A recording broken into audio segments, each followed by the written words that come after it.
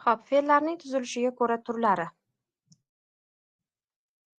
Fe'llar ham boshqa mustaqil so'zlar singari tuzilishiga ko'ra 4 turli bo'ladi. Bular sodda, qo'shma, juft hamda takror fe'llar. Tuzilishi deganda biz uni fe'lni, so'zni shaklini ko'zimiz oldiga keltirishimiz kerak. Bitta asosdan iborat bo'lsa, bu sodda fe'l. 2 va undan ortiq asosdan iborat bo'lsa, qo'shma fe'l. Ikkita asosni juftlanishidan hosil bo'lsa, juft fe'l va bir asosning aynan takrorlanishidan hosil bo'lsa, takror fe'l hisoblanadi. O'z navbatida sodda fe'llar sodda tub va sodda yasama fe'llarga bo'linadi. Sababi fe'l yasalish xususiyatiga ega. Ya'ni so'zga qo'shimcha qo'shib, affixatsiya usuli orqali fe'l so'z turkumini hosil qilish mumkin. Shu sababdan fe'llarni sodda fe'llarni sodda tub va sodda yasama fe'llarga ajratamiz. Sodda tub fe'llar asos holatida ish, harakat va holatni ifodalaydigan fe'llar hisoblanadi. Masalan, o'qigan, yozmoqda bu sodda tub fe'l. O'qigan, gan qo'shimchasi bor, lekin bu yasovchi qo'shimcha emas. Bu zamon yoki sifatdoshni bildiruvchi qo'shimcha bo'lishi mumkin. Yozmoqda, bu yerda moqda hozirgi zamonni ifodalovchi qo'shimcha, demak yasovchi qo'shimcha yo'q. Endi sodda yasama fe'llar fe'ldan boshqa so'z turkumlariga so'z yasovchi qo'shimcha qo'shib yasalgan fe'l. Eslab qoling, fe'lga qo'shimcha qo'shib turib fe'l hosil qilib bo'lmaydi, fe'l yasab bo'lmaydi. Masalan, biz quvlamoq so'zini tahlil qiladigan bo'lsak, la fe'l yasovchi qo'shimchaga o'xshaydi, lekin asos quvmoqda. Quvmoqga la qo'shimchasini qo'shsak, quvlamoq. Bunda daraja biroz so'z ma'nosida daraja biroz ortishi mumkin. Quvmoq bilan quvlamoq. So'zda o'sha analitik shakl qo'shilyapti xolos. Bu yerda so'z yasovchi qo'shimcha yo'q. Aksincha, buni fe'lning lug'aviy shakl yasovchi qo'shimchasi deb olamiz, lani. Savalamoq, tepkilamoq, quvlamoq, ezg'ilamoq, bularni barchasi so'z yasovchi emas, aksincha lug'aviy shakl yasovchi qo'shimcha hisoblanadi. Endi fe'ldan boshqa so'z turkumlarigagina so'z yasovchi qo'shimchalar qo'shilib fe'l hosil bo'lsa, uni sodda yasama fe'l deb olishimiz mumkin. Masalan, tezla, sizla, ishla, oqar, ko'pay kabi fe'l yasovchi qo'shimchalarni sizlar bilan birgalikda ko'rib chiqamiz. Ovoz yo'q? Ovozim bormi, ustozlar?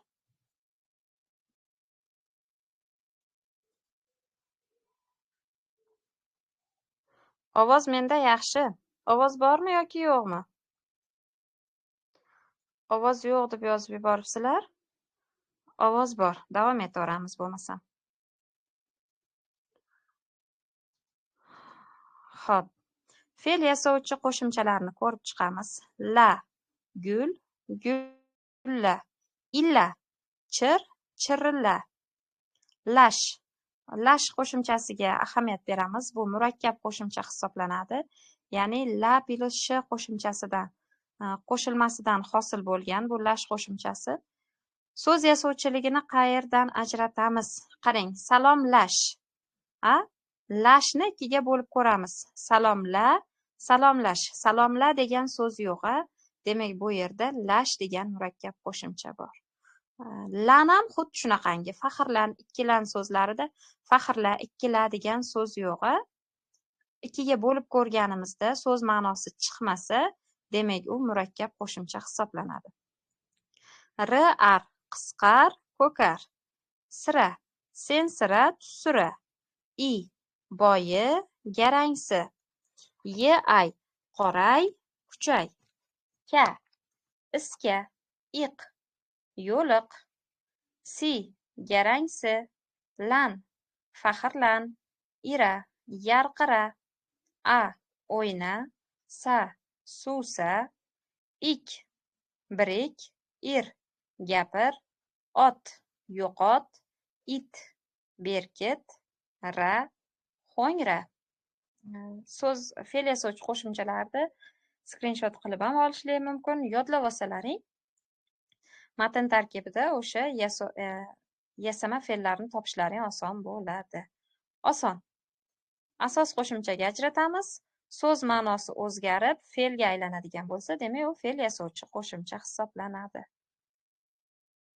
Sodda fe'llar shu edi. Sodda fe'llarni sodda tub va sodda yasama fe'llarga bo'lib ko'rib chiqdik. Endi qo'shma fe'llarga o'tamiz. Qo'shma fe'llar birdan ortiq asosdan tashkil topib, asoslar orasiga boshqa qo'shimchalarni qo'shib bo'lmaydigan bitta so'roqqa javob bo'luvchi fe'llarga qo'shma fe'llar deyiladi.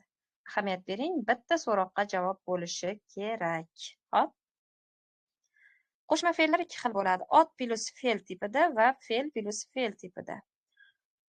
Ot plus fe'l tipidagi qo'shma fe'llar sifat, son, olmosh, taqlid va undov so'zlariga qil, et, bo'l, ayla so'zlarini qo'shish orqali hosil qilinadi. Bayon qilmoq, chirs etmoq, o'sal bo'lmoq, ogoh aylamoq bular qo'shma fe'llar hisoblanadi. Bayon qilmoq ikkiga bo'lib bo'lmaydi-da. Nima qilmoq? Qilmoq nima? Bayon qilmoq bo'lmaydi, ma'no chiqmayapti-da. Ikkiga bo'lib tahlil qila olmayapmiz. Demak, u qo'shma fe'l. Bitta umumiy so'roqqa javob bo'lyapti. Nima qilmoq? Bayon qilmoq. Chirs etmoq. Nima qilmoq? Chirs etmoq. Nima qilmoq? Etmoq. Nimani etmoq? Chirs etmoq deb so'roq bera olmaymiz. Uni ikkiga ajratib, qo'shma fe'l tarkibidagi so'zlarni ikkiga ajratib, har biriga alohidadan so'roq bera olmaymiz. Hammasi bitta so'roqqa javob bo'ladi. Fe'l plus fe'l tipida har ikkala qismi ham mustaqil ma'nosini saqlaydigan birikmalarga fe'l plus fe'l tipidagi qo'shma fe'l deyiladi. Masalan, kirib chiqmoq. Kirib chiqishda ikkita harakat bajariladi. Avval kiriladi, keyin chiqiladi. Sotib olmoq. Sotib olmoqda ham ikkita harakat bajariladi. Avval sotib, keyin olinadi. To'g'rimi? Olib kelmoq. Avval olinadi, keyin kelinadi. Harakat har ikkalasi ham ma'no mustaqilligini saqlayapti. Har ikkala fe'lda ham harakat yoki holat ma'nosi bo'ladi. Asosan harakat ma'nosi bo'ladi. Demak, har ikkala qismi ham o'zini mustaqil ma'nosini saqlasa, bu qo'shma fe'l hisoblanar ekan. Juft fe'llar. Ikki fe'l juftligidan tashkil topgan bitta so'roqqa javob bo'luvchi, bitta gap bo'lagi vazifasida keluvchi fe'llar juft fe'llar deyiladi. Juft fe'llar ish harakatining tez va kutilmaganda ro'y berishini ifodalaydi. Eslab qoling, ish harakatining tez va kutilmaganda ro'y berishini juft fe'llar va ko'makchi fe'lli so'z qo'shilmasidagi qo'ymoq ko'makchi fe'li ifodalaydi. Xo'p, o'qib qo'ydi. Tez va kutilmaganda yuz berganini mana shu qo'ymoq o'qib qo'ydidagi qo'ymoq degan ko'makchi fe'limiz bildiryapti. Eslab qoldingiz-a? Aytdi qo'ydi. Mana tez va kutilmaganda ro'y beryapti. Yozdi oldi. Yayrab quvnab kabi fe'llar juft fe'llar hisoblanadi. Endi qarang, oldi berdi, bordi keldi kabi so'zlar juft fe'l hisoblanmaydi. Bu fe'llar semantik usul bilan ot so'z turkumiga o'tgan. Semantik usul nima degani? Semantik usul so'z turkumlari o'rtasida ayrim so'zlar ma'nosini o'zgartirib, boshqa turkumga o'tishi mana shu semantik uslubda yangi so'z hosil bo'lishi deyiladi. Masalan, oldi berdi. O'zi asli bu fe'l, oldi berdi nima qildi? Oldi berdi fe'li. Lekin bu yangi ma'no kasb etib turib, ya'ni oldi berdi. Nimadir aloqa ma'nosini kasb etib turib, ot so'z turkumiga ko'chyapti.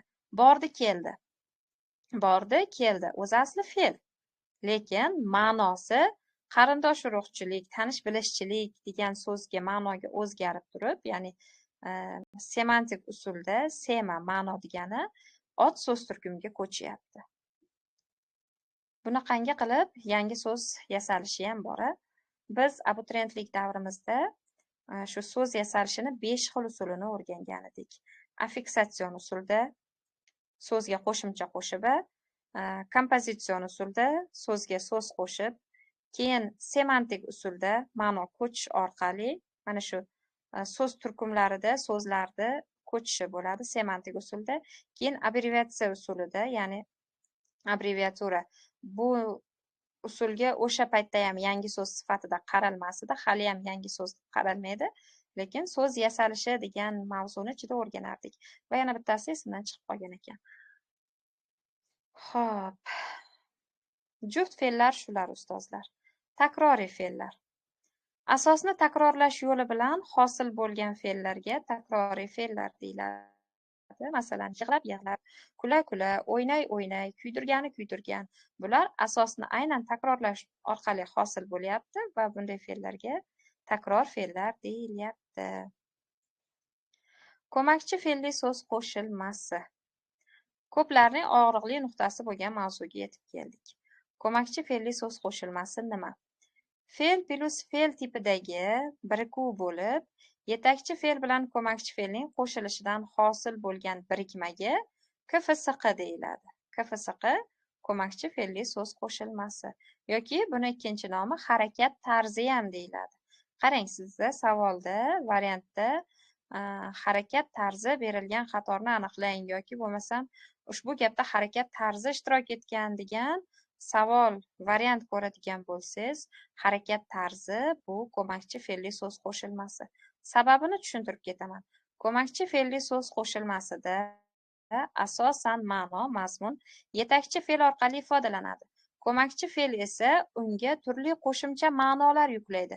Masalan, harakatning boshlanishi, tugashi, yakunlanishi, qay darajada, qay tarzda bajarilishi kabi ma'nolarni aynan ko'makchi fe'l yuklaydi. Demak, mana shu ko'makchi fe'l harakatning tarzini ifodalab keladi. Shu sababdan ko'makchi fe'lli so'z qo'shilmasiga harakat tarzi ham deyiladi. Eslab qoldik.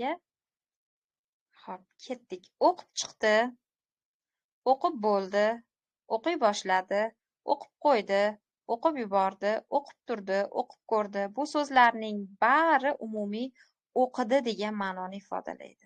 Hammasida bitta ma'no, o'qidi degan ma'no bor xolos. Xo'p, bu ma'no asosan ravishdosh shaklidagi birinchi qismdan, ya'ni yetakchi fe'ldan anglashilyapti.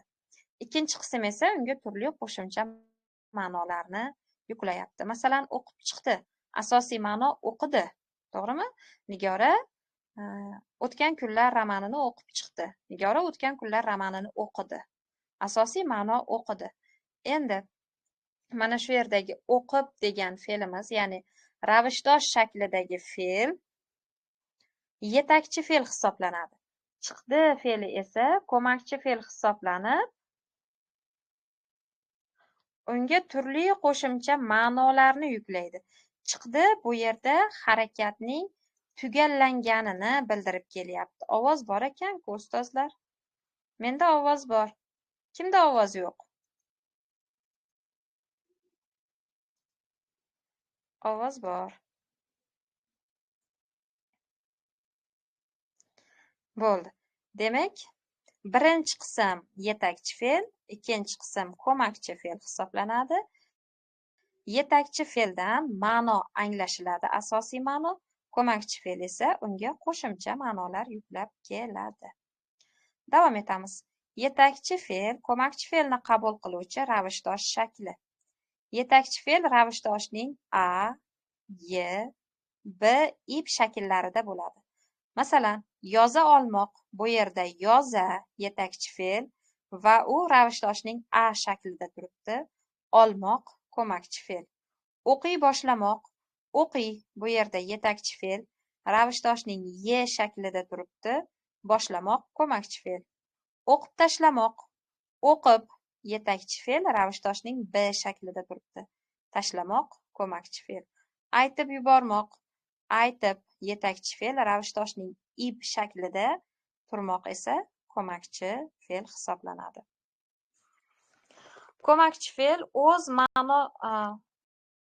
ma'nolarini yo'qotgan, asosdan anglashilgan harakat holatining bosqichlarini, boshlanishi, davom etishi, tugallanishi kabi va tarzini bildiradi, tezligini, imkoniyatini degan ma'nolarni ifodalovchi fe'ldir. Ko'makchi fe'l faqat yetakchi fe'l bilan birgalikda qo'llanadi. sotib yubormoq. Uni o'zini masalan Nigora daftarlarini sotib yubordi. Shu yerda biz Nigora daftarlarini yubordi deb ko'makchi fe'lni o'zini qo'llay olmaymiz. Chunki asosiy ma'no sotib degan yetakchi fe'ldan chiqadi. Xo'p. Ishlay boshlamoq, uyalib yotibdi, ko'rinib turibdi, ishlab o'tiribdi, hidlab chiqdi, ko'ra olmoq, yoza berdi, o'ylanib qolmoq, semirib ketdi, surishtira ketdi. Bular ko'makchi fe'lli so'z qo'shilmalari hisoblanadi. Eslab qoling.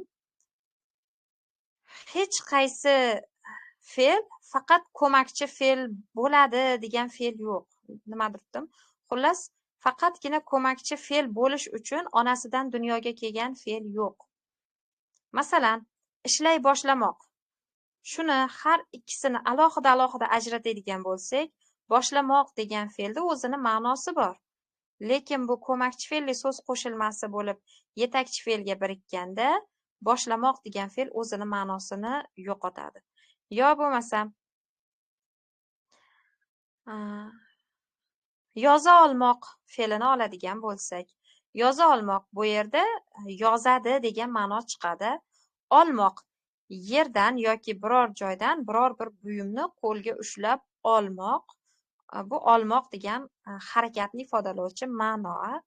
Endi yoza olmoq deganda yozishni yerdan olib qo'lingizga ushlab olmaysiz-ku. Bu yerda olmoq degan so'z o'zini yerdan biror narsani ko'tarib olish degan ma'nosini yo'qotib turib, o'sha yozishga imkoniyat mavjud degan ma'noni anglatib kelyapti. Demak,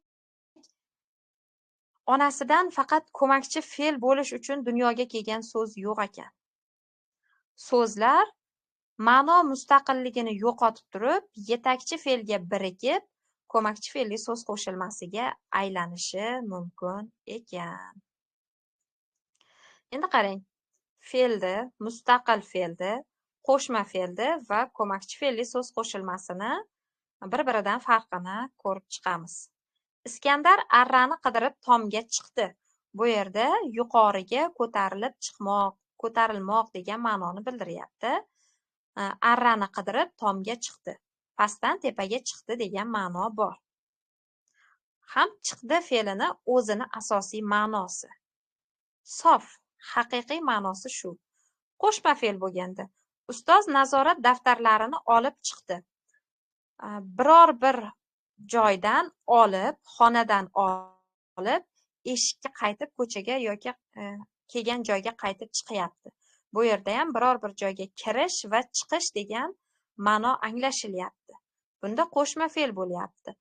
Olishdi ham, chiqishdi ham o'zini ma'no mustaqilligi saqlanyapti. Olib chiqdida avval daftarlarni yerdan ko'tarib olyapti-da, keyin xonadan tashqariga chiqyapti. Olmoqda ham, chiqmoqda ham o'zini ma'nosi bor. Bu qo'shma fe'l bo'ldi. Endi Aziza kitobni o'qib chiqdi.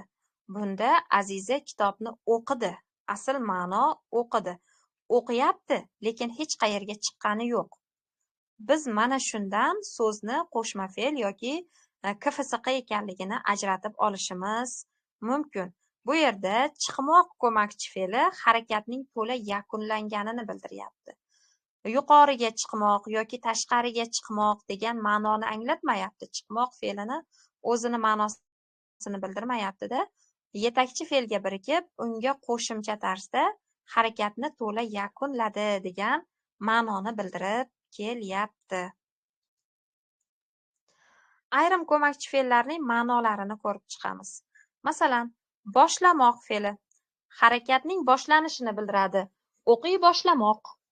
Agar biz darsni boshlamoq deydigan bo'lsak, bunda mustaqil fe'l bo'ladi. Endi o'qiy boshlamoq desak, bu yerda KFSQ bo'ladi.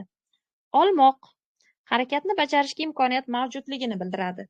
O'qiy olmoq, yoza olmoq kabi. Yotmoq, turmoq, yurmoq harakatning davomiyligini bildiradi.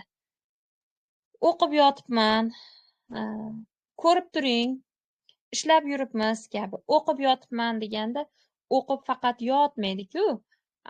Shu asarni anchadan beri o'qib yotibman. Ya'ni o'sha harakat harakatni davomiyligini, anchadan beri davom etayotganini bildiradi. Yoki bo'lmasam, siz mana shuni ko'rib turing deydi. Ko'rib turmaydi-ku, ko'rib turing, a? Yo bo'lmasam ishlab yuribmiz. Har doim ishlab keyin yurmaydi-ku. Xuddi shunday yurmoq, turmoq, yotmoq so'zlari harakatning davomiyligini bildirar ekan. Yubormoq, tashlamoq, qo'ymoq fe'llari harakatning tez va oson bajarilishini bildiradi. Masalan, aytib yubormoq, o'qib tashlamoq, aytib qo'ymoq kabi. Masalan, kitobni birpasda o'qib tashlayman desa, harakatni tez va oson bajarilgani bildirilyapti. She'rni to'satdan o'qib yubordi. Kutilmaganda bajarilganini bildiryapti. Chiqmoq harakatning to'la yakunlanganini bildiradi. O'qib chiqmoq. Harakat yakunlandi. Kitob tugadi degani. Davom etamiz. Ko'makchi fe'li so'z qo'shilmasida yetakchi fe'l yoki ko'makchi fe'l bir necha so'zdan iborat bo'lishi mumkin. Masalan, yetakchi fe'l bir necha so'zdan iborat bo'ladi. Jim bo'lib ketdingiz. Bu yerda jim bo'lib yetakchi fe'l, ketdingiz ko'makchi fe'l. Qo'ng'iroq qilib tur. Bu yerda qo'ng'iroq qilmoq yetakchi fe'l, tur ko'makchi fe'l. Qizarib bo'zarib ketdi. Qizarib bo'zarib yetakchi fe'l, ketdi ko'makchi fe'l. Qarang, qay holda ketdi deb alohida so'roq bera olmayapmiz-da. Qizarib bo'zarib ketdi, qay holda ketdi deb alohida so'roq bera olmayapmiz. Shuning uchun uni KFSQ deymiz.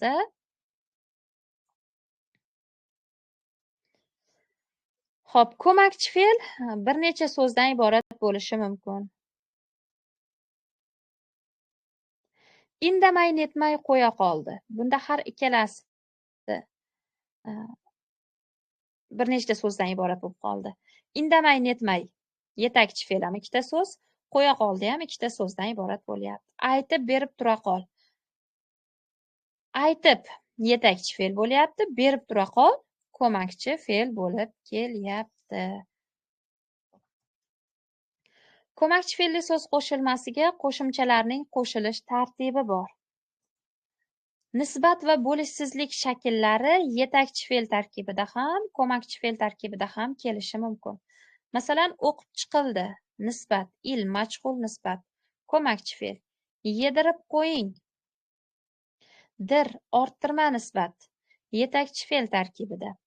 Ayta ko'rma, ma, bo'lishsizlik shakli. Ko'makchi fe'l tarkibida. O'qimay qo'ydi. Ma, yetakchi fe'l tarkibida. Xo'p, shu yerda ayta ko'rma, ma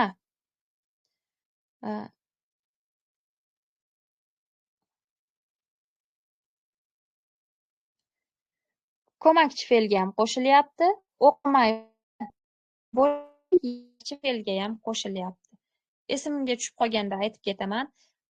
Ko'makchi fe'lli so'z qo'shilmasiga bo'lishsizlik shakli ma yetakchi fe'lga qo'shilganda o'qimay qo'ydi. Davomiy inkorni bildiradi. Umuman o'qimay qo'ydi, davomiy inkorni bildiradi. KFSQda ma ko'makchi fe'lga qo'shilganda o'qib qo'ymadi bo'lib ma bo'lganda bir martalik inkorni bildiradi. Har ikkalasiga ham qo'shilganda tasdiq shaklini bildiradi. O'qimay qo'yma deganda o'qi degan tasdiq ma'noni bildirib keladi. Orttirma, o'zlik nisbatlari yetakchi fe'lga qo'shiladi. O'ylanib qoldi. N bu yerda o'zlik nisbat. Keltirib bermoq, tir, orttirma nisbati. Majhul birgalik nisbatlari esa ko'makchi fe'lga qo'shiladi. O'qib chiqildi, il, majhul nisbat. O'qib chiqishdi, ish, birgalik nisbat qo'shimchalari. Zamon, shaxs, son fe'lning vazifa shakllari qo'shimchalari faqat ko'makchi fe'llarga qo'shiladi. So'rab qo'ydi, di, zamon. Chiqib ketdim, di, zamon, ma, shaxs, son. Yig'ishtirib qo'yguncha, guncha, ravishdosh. Demak, zamon, shaxs, son vazifa shakllari qo'shimchalari faqatgina ko'makchi fe'lga qo'shilar ekan. Ha, mana keldi. Ko'makchi fe'lli so'z qo'shilmasiga ma bo'lishsizlik qo'shimchasini qo'shilgandagi ma'nolarini ko'rib chiqamiz. Ma yetakchi fe'lga qo'shilsa, davomiy bo'lishsizlikni bildiradi. O'qimay qo'ydi. Voshim o'qimadi degan ma'noni bildiradi. Ma ko'makchi fe'lga qo'shilsa, bir martalik inkorni bildiradi. O'qib qo'ymadi, bir marta o'qib qo'ymadi-da. Ma har ikkalasiga qo'shiladigan bo'lsa, tasdiq ma'nosini bildiradi. O'qimay qo'yma, o'qi degan ma'noda kelyapti. Konets film. Xo'p, shu yerda fe'l darsimizni tugatib olamiz-da.